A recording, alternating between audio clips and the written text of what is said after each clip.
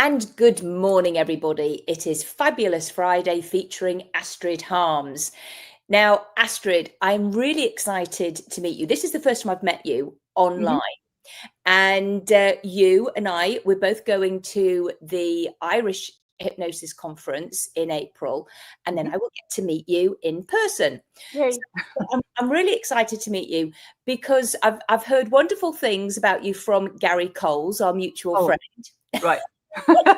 Nothing bad, I hope. Just a good friendly buddy. How about that? Yeah. All in appropriate ways. Now,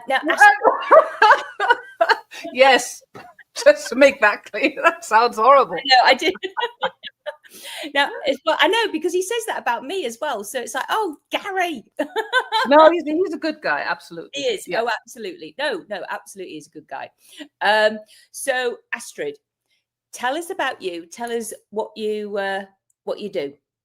Tell us. Well, no surprise, I'm a hypnotherapist and coach at soulessence.co, as you can see at the bottom. And I specialize mainly in mind-body issues now. So anything where your doctor says, we can manage it, or there's nothing else we can do about it, and just go home and take these pills. That's basically where I step in to help people relieve the stress around their illness and as much as possible empower them to see the positive sides of life again, and really as much as they can activate their own healing powers again. Okay. So if they get a diagnosis, or if they're going through some kind of sudden illness, and then they would go, it's like, well, what else can I do? How can I use my own mind to help them? Yeah, because a lot of issues are psychosomatic or have a big psychosomatic component, and our mind is extremely strong. I mean, we do know that hypnosis can improve blood measurements and blood counts, etc., and help with the immune system and all those kinds of things. And that really, really improves the quality of life for people. And my main issue at the moment that I've really gotten into is tinnitus, which is also, a horrible thing for many people. I mean, many people get used to it and they just live with it and they just find it annoying, but other people find it very distressing and they need help and they try everything else before they get to hypnosis. But we can just help people either manage or deal with their illness better and maybe stop it in its tracks, or even become better again. Yeah, no, I agree, because actually I see people for say chronic pain, and so it's and so I think it would be really useful if we tell people, and I'll let you explain it better than me, the benefits of having hypnosis for when there is chronic pain, because chronic pain is so debilitating. And I believe, and tell me if you agree with me, it's because it's boring. It's not blood and guts. It's like chronic back pain. Oh, people, yes. If they're telling people, oh, I'm in pain, oh, it hurts, people get bored of hearing it. That's possible, yeah. And then they have to just suppress it, and then it can get worse because they can't even talk about it because they know that people don't want to hear it. But if there's blood and guts, people, of course, are always, because they can see it and do something about it. But chronic pain is a lonely pain. Yeah, it definitely can be. I mean, there's lots of people who don't want to put any pressure onto other people or take away from their pain, from their joy. Like complaining all the time. But it's an important social component. You've got psychosocial components to chronic illness and to chronic pain. So it really helps to talk about it. But the best way, of course, is to tell your mind to reduce the chronic pain, which is possible as well. Yeah. I mean, chronic pain and hypnosis have been scientifically linked, that hypnosis can help it very, very well. Yeah. And reduce it. Yeah. So I agree. And so tell me what some of the changes you've seen and helped some people. What have they been able to overcome or manage? How have you been able to do that with them? Oh, lots of things. Allergies, dust, metal, hay fever, anything that doesn't require an EpiPen, because I do screen people. If they haven't been to the doctor for something, then I tell them to go to the doctor first. If they do need an EpiPen, bee stings or wasp stings, peanuts, I don't touch that, because you don't want somebody to go out and say, "Ha, I've had hypnosis for wasp stings," and then a wasp comes and I'm the one who's liable. So I don't do that kind of thing. What else? Arthritis, rheumatoid arthritis, myasthenia gravis. I have a client, we've had 2 sessions, and he's really become a lot better. I don't know whether you know what myasthenia gravis is. It's a muscle disease where you slowly lose control over your muscles, the small ones, the eyes, the eyebrows, the throat and the mouth muscles, etc., the tongue, all the small muscles. So that client can now speak a lot easier. And next thing we're going to, tackle the eye, basically. So it can lead to a lot of problems in eating and talking, and you do get tired a lot quicker. So he's been feeling a lot better. Is it an autoimmune system? It is, yeah. It's where, yes, let's just leave it there. I'm not going to go into one of those, because there are many different autoimmune problems. Yeah. So have you come across anybody with neuropathy out of interest? Not yet, no. Okay. No. So it's because, again, that it's like can be all of these things can be very debilitating for people. So I'm interested in because people, you and I know, and all the other hypnotists know what we might be using, but we have a lot of people who write hypnosis, but there's techniques within the hypnosis that we use. There could be control room, there could be minimizing it to just feeling it in your finger, there's gate control. But what do you prefer to use? What do you like to? So I have, every session, first of all, is individual to the person and what they experience, what they say. So we're going to include that in a session.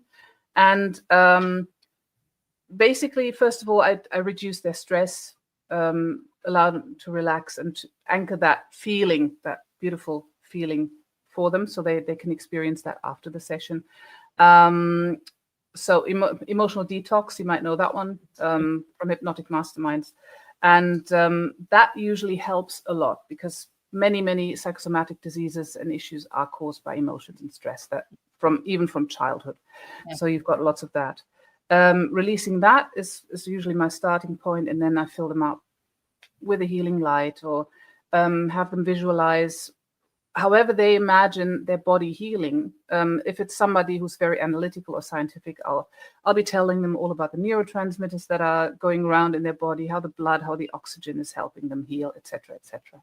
So it's it very much depends on the client. If it's a spiritual client, I'll be using the higher self, anything. I mean, I always adapt every session entirely to the client.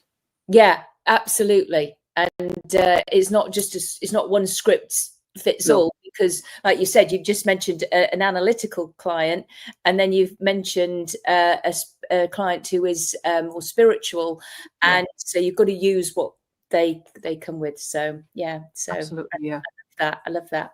So now you're going to the Irish Hypnosis Conference. Have you been there before? I went there last year. A friend of mine forced me, and we're both now this year speaking. That was, it's like you have to come. It's something special. And I said, okay, I'll come. And I went, and it was something special. I've never been to a conference that's quite as friendly as this one, and as everybody's just nice. You have a crack with everybody, and apparently the Guinness tastes nicer than anywhere else in Europe. I'm not a Guinness drinker, but I'll take the I'll have to have a little bit, though, just to say I've had some in Dublin. Yeah, exactly. Yeah. So, but no, it's an amazing group of people, and just an amazing setup. All of it. Yeah. Wonderful. So, Astrid, what are you speaking on? I'm speaking on tinnitus and or tinnitus, as some people say, and how we can reframe it for better client outcomes. Okay. And the reason for this is because I had it a few years ago quite badly, and it went away. My mum had it when I was a kid, and she still has it, and she completely refuses any help with it. But it was so bad that she just, had to distance herself from everybody and just, spent life in her own little bubble for a long time. And then beginning of this year, I met somebody who also had tinnitus and said, I cannot do anything about it because my eardrum is shot. And I just thought, right, that's not true. So I went out and started researching, and it's not true. It's that there are many, many misconceptions about tinnitus in the world. And most doctors, because 20 years ago, nobody knew anything about how tinnitus starts and what it does. Nobody really gives the proper advice except for specialists or doctors who really read up about it. So most will say, sorry, nothing we can do about it. You will have to live with this for the rest of your life. And I mean, if you've read the book Healing Without Pills and Potions, or know a little bit about how strong the suggestions of doctors can be, yeah, yep. Then you know, okay, a doctor said I will have to live with this for the rest of my life. Then, yeah, I will do that. And that's just one of those things. And the other one, I have hearing loss, or my eardrum's broken. That's why I have tinnitus. That's not true, because we have lots of people with hearing loss who do not have tinnitus. Yeah, yeah. No, I couldn't agree more with what you just said about the doctor's diagnoses. They have no idea the power of their words. They don't. It's it can be quite shocking, really, what people can say to us about that. And then, of course, we do have to understand there are some people where it is literally something, a physiological thing. So but once they've cleared everything and been checked, because if I see somebody for a medical thing, I always, or if it's some headaches or whatever it is, please go get checked. You've had everything checked with a doctor. Yes. We are not medical. We don't make diagnoses. We don't give drugs. We don't prescribe. It's like we are dealing with you once you have already been checked out. And again, I often get a doctor's note to say, yes, you can work with my client who is living with cancer or a neurocognitive disorder or whatever. So I always get people on board because, I just need to clarify that, because a lot of people may be watching this in America as well. So I'm like, I don't diagnose. We're a support system. Yes. Yes. I mean, if clients self-healing process, they notice how they can heal themselves, because that's kind of what my journey was. I was really sick a few years ago. I lost my hair and looked really horrible and felt really sick, tired, everything. And when my stress went away and I started feeling better, that's when I improved. So that's how I kind of got interested in the whole thing.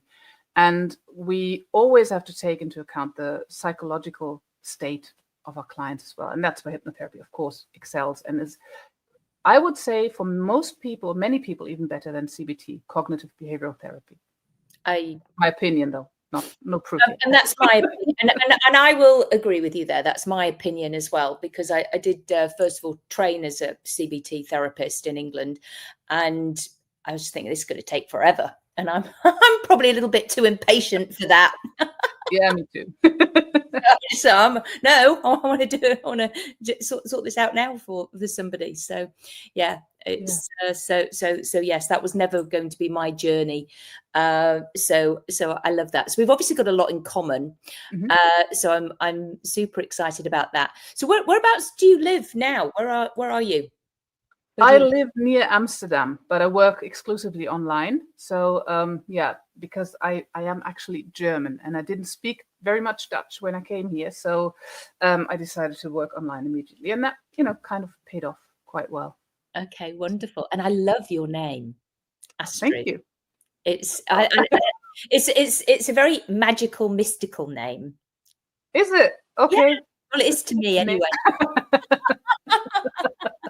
That's what I thought. I thought, oh, I go like that. Okay. If you have another daughter, you can always name her after me.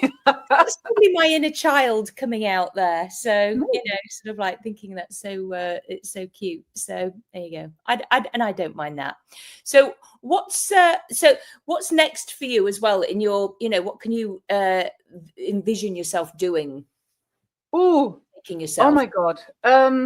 Well, just make people aware of all the things we can do with hypnotherapy for mind, body, and just, the big line is I'm very, very interested in science, and the scientific background of every issue that we could have, and also hypnosis, but not in a way of only speak science. I used to be a technical writer, so I would speak to software engineers, and that's very complicated. If you've ever met a programmer, then you know what I mean. So taking what they've said and translating it to normal speech, and then making it understandable for everyone. That's pretty much what I'm trying to do now with the science about hypnosis and science about the various illnesses and issues that we have. Yes. If we can close that gap, that would be amazing. I agree, and that needs to happen. So it's like, which is, I mean, and I don't know if you know this, but I see people living with dementia and the caregivers. Now, Dr. Daniel Nightingale, he scientifically proved that hypnosis can help people living with dementia. Okay. So that's the kind of thing that you're looking for, isn't it? How could the science behind it to help to that people understand that actually it really can help. I haven't seen his research. Nightingale, I've heard the name before. I think Beryl Coma works. Yeah, that's right. We're both Nightingale dementia. Yeah, but I haven't looked into it, so I can't really say much about it. But there's lots of evidence and small studies for hypnosis for issue X, and anxiety, depression, etc. have been more or less proven. But tinnitus, for example, hasn't. So that would be one of the nice challenges that I could set for myself. I'm looking forward to chatting to you, because I have something that I want to look into the science behind and do some research on. But it's once I've sort of like got the bunny talk process out there to help children and people within a child work and all sorts of stuff. But it's like there is something else I want to do, and it needs scientific research. So I'm looking forward to chatting to you in Ireland, and that'll be good. And I've never been to Amsterdam, so no. I'll show you around Red Light District and all the interesting stuff. Or there's just the shopping area and the museums. It's beautiful. I know so many people absolutely love it. Absolutely. Yeah. Love it. So it is a nice little place. I mean, I get people quite often coming over, and I'll say, I'll show you around. And usually what ends up happening is they want to see the Red Light District. So if you want to go to the museums and the shops, I would be happy to do that. Well, there you go. You see, I had Kaz Riley on the other day. People are interested in sex. They are. Well, yes, that's kind of normal. It is, because that's how we were made, Yeah. It's like it is, but to procreate is actually the thing. It's what all animals do. It's what we are born to do, to procreate. If we get back down to caveman days, it was like that's what it is all about. So that's not going away. So it's but the mind thing around it is definitely catastrophizing. So and as you say, in all sorts of areas. So with tinnitus, I suppose, have you ever come across this, that people get tinnitus because they literally don't want to hear something? Yes. Yeah. Yes, that's a common one. I don't. So there is a study that recently came out, and it's a very small study, so it's not proven yet. But there seems to be a sort of switch in the brain, somewhere in the ACC, anterior cingulate cortex, in those parts. And when it's on, then people who only hear it intermittently don't hear it or don't perceive it. And when it's off, or the other way around, then they do perceive it. So there seems to be a sort of switch.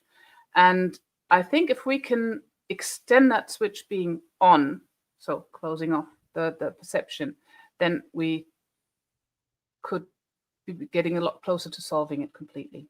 And right now, I don't know where I started, but the people not wanting to hear anything. Yes. So the way the client explains to themselves where it comes from is usually more important than saying all tinnitus comes from emotional trauma, all tinnitus comes from not wanting to hear something. It can also come as a warning signal for when there's inflammation or something else.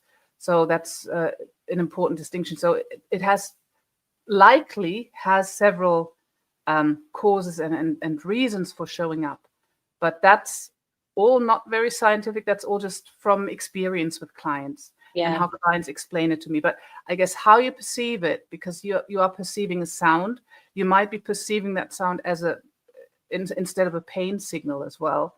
Or it might be there's danger.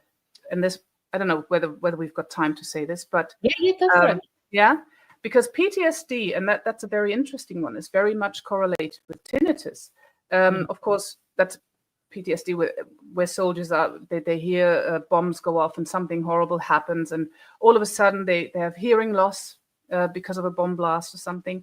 And then my theory is that the brain makes up that noise, and not just my theory, that's actually one theory, but in connection with PTSD, that the brain makes up that noise to keep you on guard all the time, because that we can't hear those frequencies anymore now. So we better watch out. There might be something around the next corner. So I'll give you this noise all the time so that you stay on guard. Do you know what I mean? Yeah. Oh, I do. Absolutely. So that person becomes hypervigilant. Yeah. And they're literally in that state of fight, flight, freeze all the time. Exactly. Which is so bad for us. So they're constantly like literally, and looking around, and you can see them. I know. Absolutely. Yeah. So I do. That's what I also do. I help people clear those things so that they can move on. I'm still trying to put all those things into categories and find a system how hypnotherapists can help people with tinnitus. So understanding where the client comes from and what past they've had and the causes and what keeps it up. That's really important to know, in my opinion, anyway. Yeah. No, I agree. Yeah, absolutely. That's what I cover when I do the emotional intelligence stuff that I do. So it's telling me, and I go, okay, and then I'm getting, okay, you're getting using our intuition, which is is the all important thing. And then you can ask them, is this, am I right or wrong? Is this right? And then they can say yay or nay. But I love it. I'm so excited to meet you. So, all right. Anyway, thank you for being on, and thank you everybody for watching. And it's goodbye from me, Claudia Rickard, and it's goodbye from Astrid Harms. Solicit. Thank you. Bye-bye. All right. Thanks for watching. Bye. Thanks for having me on. Bye.